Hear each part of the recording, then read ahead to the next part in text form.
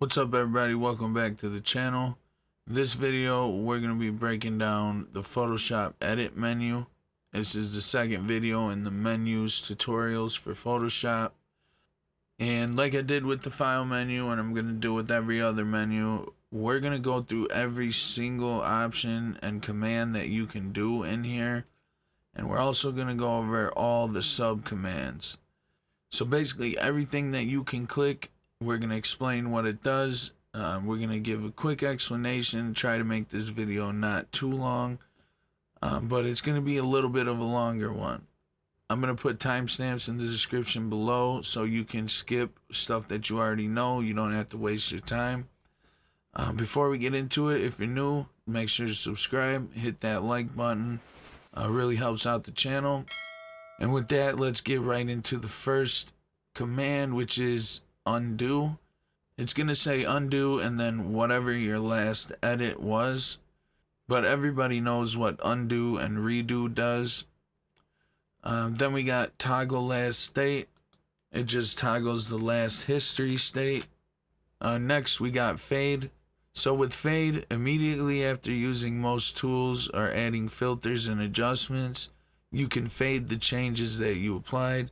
So I'm just going to use a brush real quick, and then once you use the brush, you can do fade. And all it is opacity and blend mode settings you can change. Next, we got the section that's got cut, copy, paste, all that. Everybody knows what cut does. So you make a selection here, you can do edit, cut, it just cuts it out. Copy, obviously, everybody knows what copy does. You make a copy of it and then you can paste it. Copy merge, this is a little bit different. With this, you can copy all the visible pixels inside a selected area, regardless of the layers inside of it.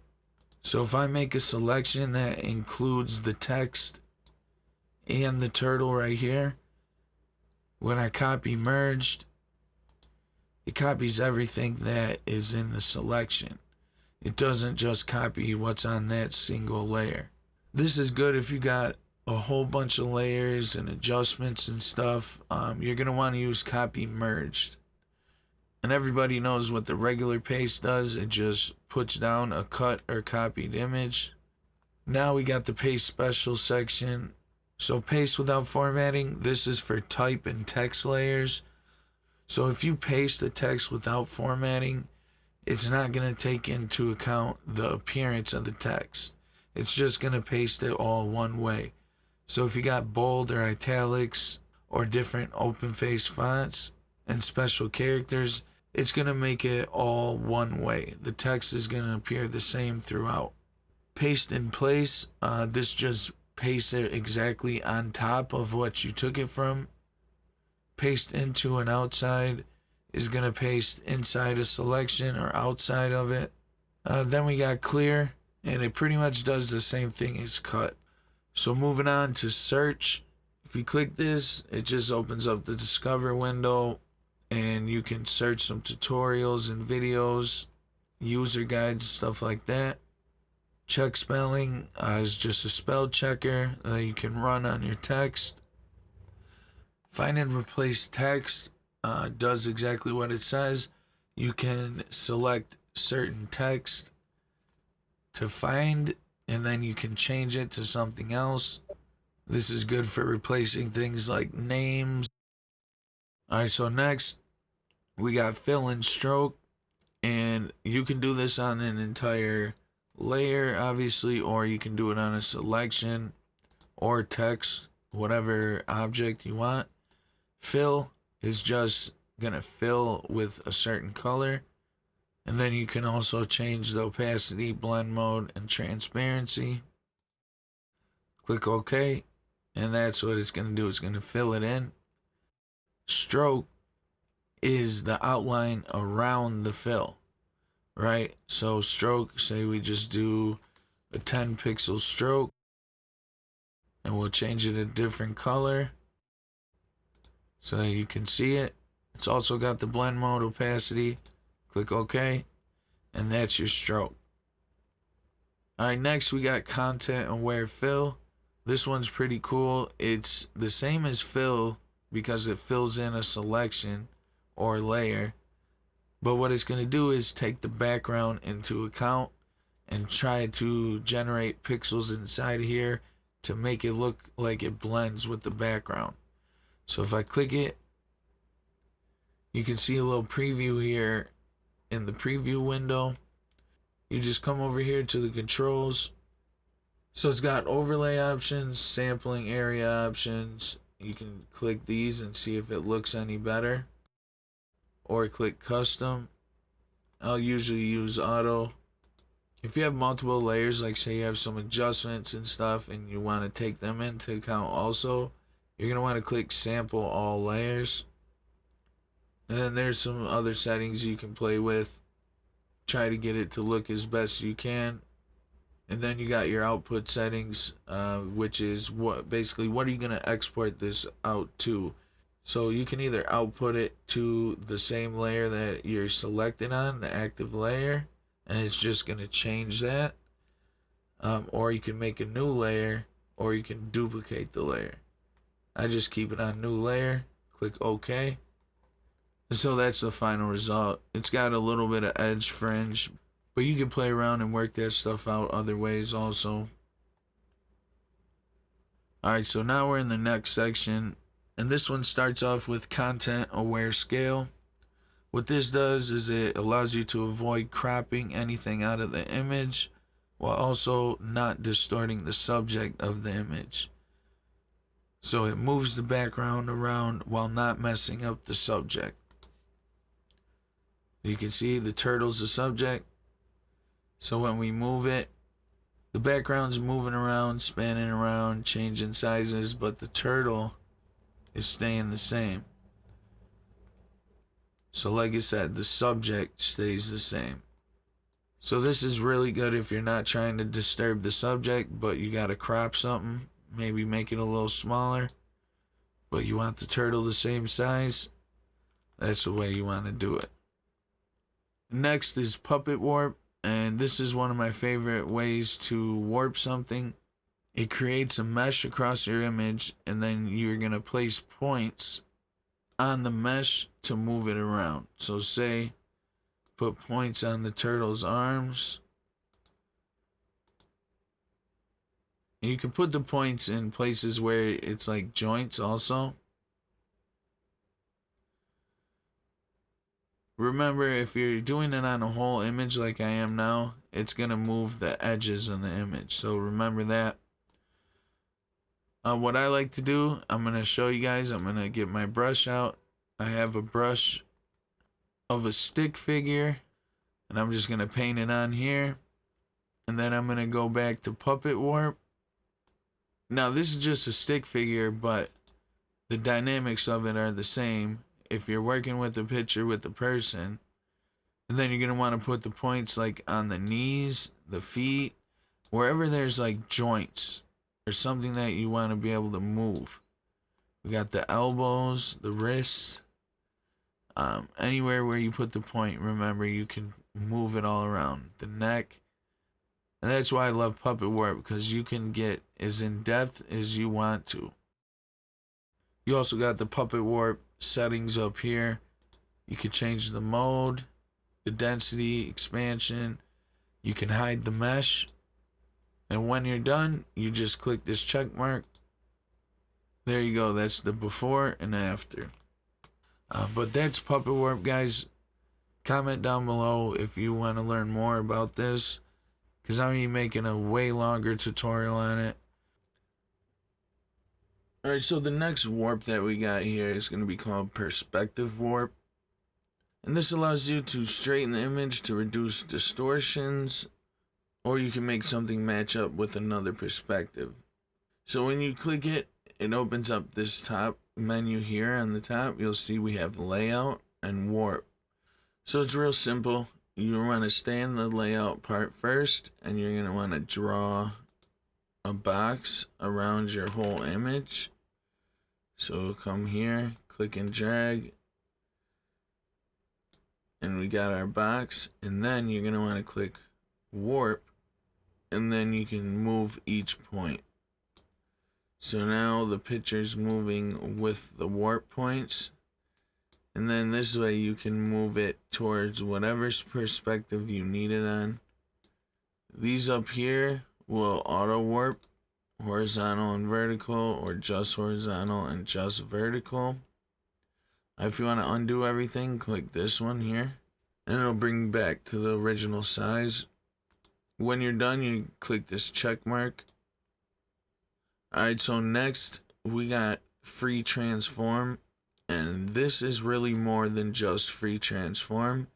It's transform and warp. So anytime you pick this, then you got your options at the top, and if you look for this one right here, this is going to switch between free transform and warp. And I'm going to break down free transform first with the controls up here. First, this is where you have your reference point. If you were to put it, say, here, if you rotate, it's going to rotate on that reference point. Then you got the horizontal and vertical scale right here with the width and height. Then you can set your rotation angle right here. And then over here, H and V, these are going to be for the skew. It moves it like this. And then last thing on here, it's just interpolation. Usually just keep it on bicubic. You're probably not going to need to change that. So that's all the free transform controls at the top. There's also a couple other things you can do. You can hover your mouse over the bounding box, and you can make it bigger or smaller, scale it. If you hold shift, it's just going to move one side. So you can make it bigger or smaller. If you hold shift on a corner point, you can move it by width or vertical. Now, if you hold control, it's a little different than shift. Like say you take a corner point, you can move this one all the way in. So there's a lot of things you can do with free transform. Now the other half of this, remember we got to click this up here, and it's going to switch us to the warp mode. And this is a little bit different than free transform. Now when we click it, it's going to change the controls at the top, and it's going to change the look of what we have on the screen. You can see we got a different kind of bounding box. It's got the blue lines going vertical and horizontal, and it does not have a reference point for this one. If you look here, the first controls we got are split. You can add vertical and horizontal splits, or you can add just verticals or just horizontals. Then here you got the grid. You can change this to be bigger, which means more lines. And why you'd want more lines sometimes is because then you can actually move smaller parts of the image. It has more control points and more handles. After that, you got warp. These are some warp presets. I'm going to go over all these in a different video. You can use this on text also. After that, this is just for the guide options. You can change the color and opacity, and you can hide or show them. These are grayed out right now, but you have warp orientation, bend, and then you have horizontal and vertical distortion over here. And you can just play around, like say you want to move this fin back, you can just try to move stuff, and you don't have to use the handles. You can just click inside the boxes and say you want to put this fin a little closer, and you just try to get the most natural look you can while warping. And that's free transform and warp. Alright, so the next section is going to be called transform. And we're not going to have to go through all of these because some of these I just went over when I was showing you free transform and warp. So from here, scale all the way down to remove warp split. All these you can do when you're either free transforming or warping. And this is just another way to get to warp. If you click warp here, it'll bring up the options. So scale, rotate, skew, distort, and perspective. You can change all these in the top options of free transform. You can do all this in the warp top options. Alright, so next we got convert warp anchor point, and to do that you're gonna make sure you click warp, and then we want to click on an anchor point. We'll click on this one, make sure it's highlighted blue, and then you can click edit, transform, and convert anchor point. What that does is you'll see it turn from a circle into a square, and now you can edit one handle at a time without messing with the other handles. You see how it doesn't rotate everything up here? It rotates it just when I'm moving this handle. If I move this one, you see how it does a twirl?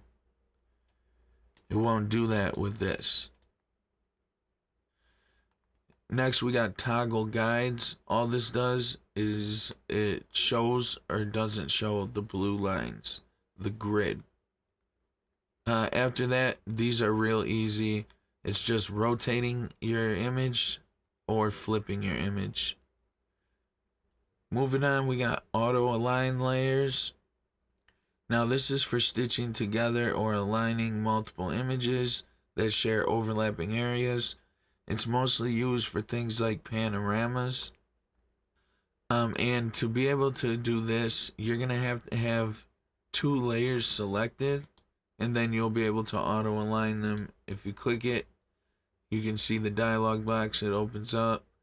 It's got auto, perspective, collage, cylindrical, spherical, and it also has some lens correction options to remove vignette or help with geometric distortion like fisheye distortion. And if you take a look at the sample pictures, this is what it does. I'm not gonna do it with this because I have a blank layer selected with it, but you can see kind of what it does. It just merges 2 pictures together.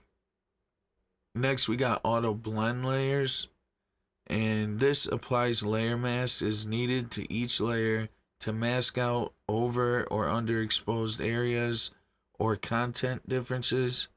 This is only available for RGB or grayscale images, and it does not work with smart objects, video layers, 3D layers, or background layers.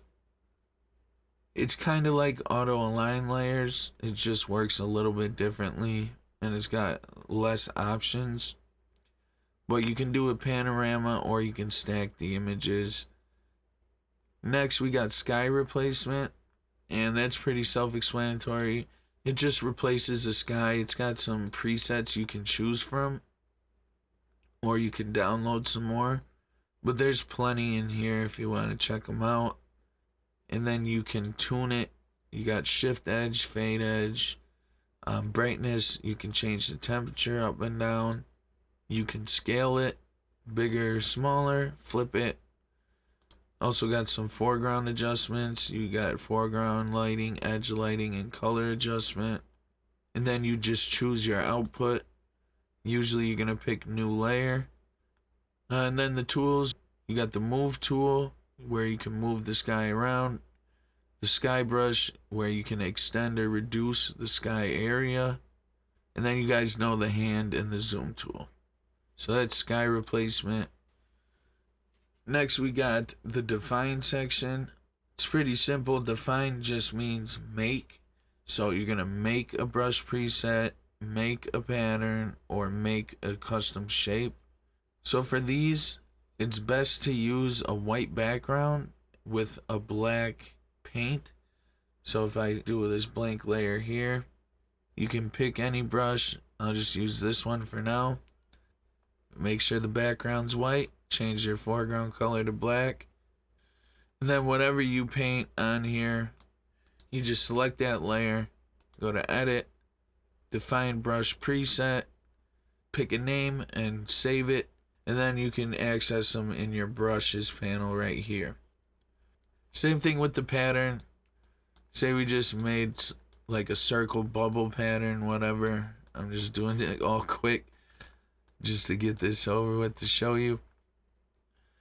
And then you come edit, define pattern, and there you go, you got your pattern. Name it, save it, and you'll be able to access them in your patterns panel. Custom shape, you're going to need to draw this with the pen tool to have a vector shape. Same thing, you create it, use a black stroke or fill, and then once you've created what you need to create, you click this, and then you can access your shapes in the shape panel.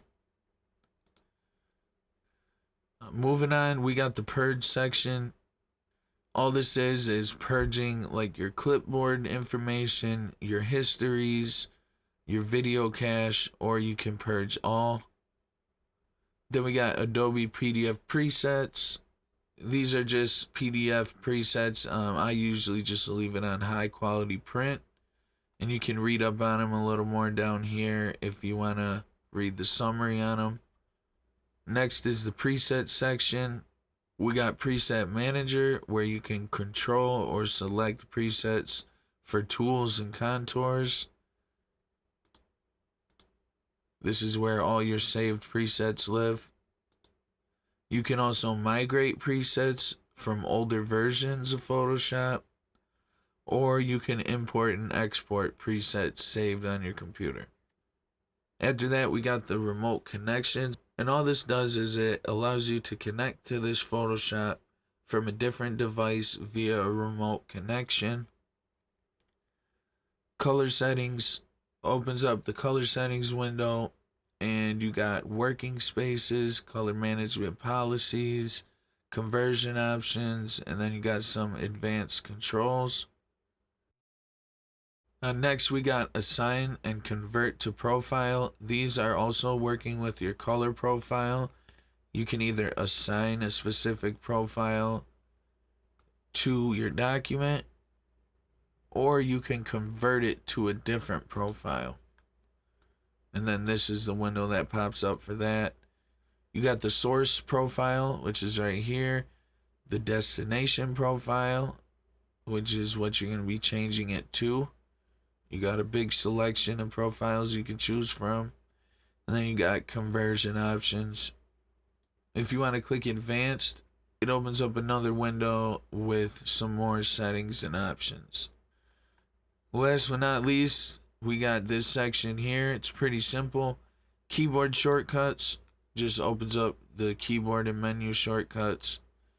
You can come in here, look what the shortcuts are, and if you don't like them, you can change it. There's a couple that I like to change just to make it a faster workflow. You can also change what shortcuts you're looking at up here. You got application menu, panel menu, tools, and task spaces.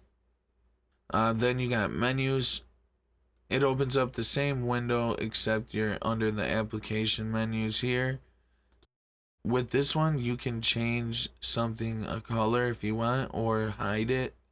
So say I wanted file new to be a certain color. Let's make it red. I click OK. And then every time I click file, you can see that new is red, highlighted. Then we got toolbar. It just opens up the customized toolbar window where you can put your tools in order, put them in different groups. This is not how they came. I like to put them in these specific groups. Keep the shapes together with the shapes. Keep the type tools together. Eraser tools. This is just how I like to have it set up. So you can customize this for the fastest workflow for you. You also have your hidden toolbar extras down here. If you have these enabled, they'll pop up over here. And last but not least, we've made it all the way down to the preferences. I know this has been a long video, but I need to get a lot of information out in this video, so just bear with me. We're almost there. Preferences, from interface down to product and improvement. You will see all these when you click general. If you click camera, that's the only one that's not included in the general preferences. So let's just see this first. You click general, It's got all types of settings. There's stuff for file handling, export, image processing. You can set up your scratch disks, change your cursors, transparency, grids and slices. And don't worry about preferences. We're going to get into that in a whole nother video. And then we got camera raw, the very last option that you can click or command. You got some general options. You got file handling options. You can mess with the performance settings, raw defaults, workflow, and technology previews. But that about does it for the whole edit menu, guys, in Photoshop. Comment down below. Let me know if you got any questions. I know it's a lot of information, but I hope you enjoyed the video. I hope you learned something and it helped you out. If it did, don't forget to subscribe, smash that like button, and turn on them post notifications. Thanks for watching, and I'll catch you in the next one.